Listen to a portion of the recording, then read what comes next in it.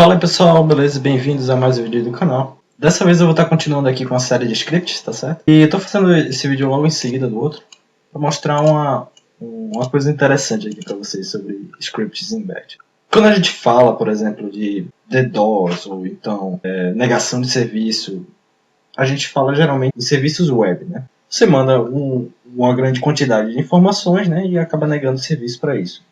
Chamado DOS ou DDoS, né? E é uma das técnicas de DOS e DDoS, inclusive. Não é a única técnica, tá?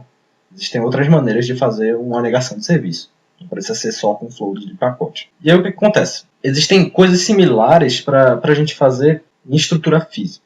Então, antigamente, quando você tinha um serviço, você levava informações, né, dele, arquivos, por pendrive. Não existia internet, ou a internet não tinha uma conexão muito legal. Você levava por pendrives da época, né, que seriam o quê? Disquete, CD, né, esse tipo de coisa. Mais disquete, mais esse tipo de coisa. E algumas vezes existiam esses tipos de disquete, né, floppy disk. Existiam programas maliciosos, né, como esses que eu mostro para vocês de vez em quando.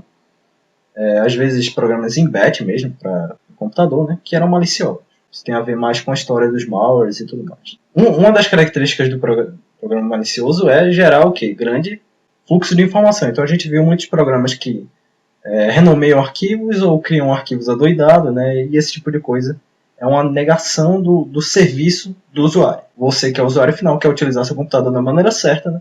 Você não quer que tenha um bocado de informação dentro do arquivo e não quer que tenha um bocado de arquivos renomeados e esse tipo de coisa. Então existe uma última técnica, né, uma outra técnica de trazer essa grande massa de arquivos para dentro do computador.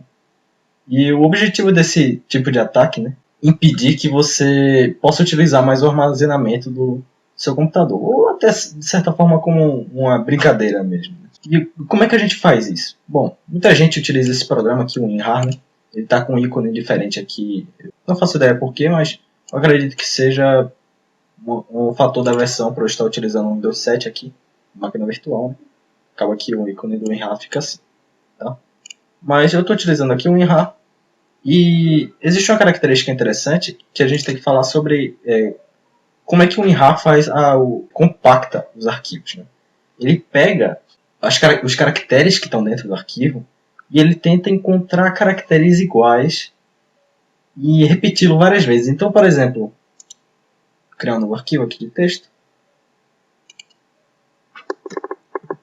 B. Tá? Beleza, eu vou deixar esses dois aqui de lado. Eu estava utilizando como teste. Tá? Eu executo esse arquivo aqui, por exemplo. E aí o que acontece? O WinRAR ele faz o seguinte. Se eu escrever aqui burlando sistema, o WinRAR ele vai perceber o seguinte, ele vai passar por esses arquivos. O WinRAR e várias outras maneiras de compactar arquivo funcionam dessa maneira. Né? E ele vai ver os caracteres. Então, por exemplo, B. Tem quantas vezes B aqui? B tem uma vez. Aí ele coloca B, X1, por exemplo. Algo assim. Né? Aí, bora ver aqui. A. A tem quantas vezes aqui? A tem duas vezes. Aí ele bota A, X2. Tá? Aí ele vai fazer isso com todas as letras. No resultado final, ele vai ter todo esse formato aqui. B tem uma vez, A tem duas vezes. Tá? E ele vai conseguir perceber esses padrões e lembrar mais ou menos onde eles estão na memória.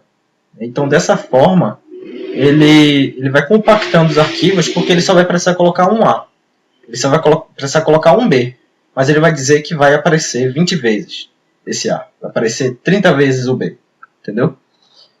E aí é que tá. Isso causa um erro, um problema aí, um certo tipo de coisa. Se eu, de repente, colocar só um caractere, então quer dizer que ele vai compactar o arquivo. Então vamos supor que eu tenho uma palavra normal de 20 letras, né? Rolando o sistema. Né? E aí tem tudo isso daqui. Se eu colocasse tudo isso daqui só G, por exemplo. O arquivo final de burlando o sistema, vamos supor que ia ficar, sei lá, 50 megabytes. Ia ficar bem menos, tá? Mas vamos supor só. E já o arquivo de G ia ficar o quê? 1 megabyte, mais ou menos. Por que tem uma discrepância entre esses dois? Porque o G, ele pega o caractere G uma vez e coloca ele para repetir não sei quantas vezes. Tá? Então, tem dois arquivos aqui que tem a mesma quantidade de caracteres, arquivos de texto, da mesma maneira, mas um fica mais leve do que o outro. Então, essa aqui é a sacada da coisa. Se você bota um arquivo desse dentro de um WinRAR, junto com qualquer outra coisa, por exemplo, coloca dentro desse WinRAR um PDF interessante, né, que você vai querer que a pessoa baixe. Quando a pessoa baixa isso daí, ela acaba baixando, por exemplo, junto um arquivo de Notepad. Pode, inclusive, esse arquivo de Notepad estar como invisível, tá? Camuflado como invisível. E esse arquivo estando como invisível ou não, ele vai ter só 1 MB dentro do WinRAR. Mas quando ele for descompactado, aí o valor real do armazenamento dele vai ser criado. Né? E aí que a gente se aproveita das coisas. Porque dentro do WinRAR, esse daqui é os valores dos dois. Mas fora do WinRAR, por exemplo, um vai ter 65 e o outro vai ter 65 também. Megabytes. Então a gente vai se aproveitar justamente disso. É só você repetir um bocado de caractere e depois compactar esse arquivo. Bora fazer aqui. Vou colocar, por exemplo, o G mesmo. Então eu vou tacar G, velho. Você coloca G aí. Aí, Ctrl A, Ctrl C, vai para o final e começa a colar. Pode tacar G. Ctrl A, Ctrl C, vai para o final e começa a colar de novo. Ctrl A, Ctrl C, vai para o final e começa a colar. Dessa forma você vai criando um arquivo inútil, né? Mas que tem uma quantidade de armazenamento absurda. Ctrl A, né? E aí o Ctrl A, Ctrl C e Ctrl V. Umas 3 vezes. Bora ver quanto é que fica o arquivo.